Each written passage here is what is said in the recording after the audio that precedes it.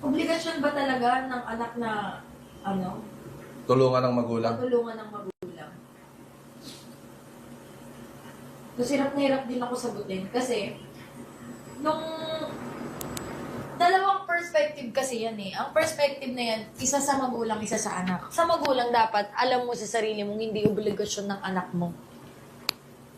Pero sa anak, ang dapat nasa utak mo, kahit papano, sana makapag-give back ka. Pag ganun kasi ang mindset ng anak at ng magulang, wala kang magiging hard feelings.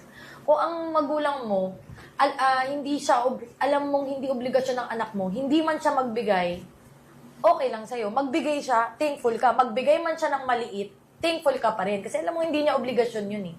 Sa anak naman, kung ang nasa utak mo eh, makapagbigay ka, hanggat di mo yun nagagawa, parang may kulang sa'yo. So, hindi naman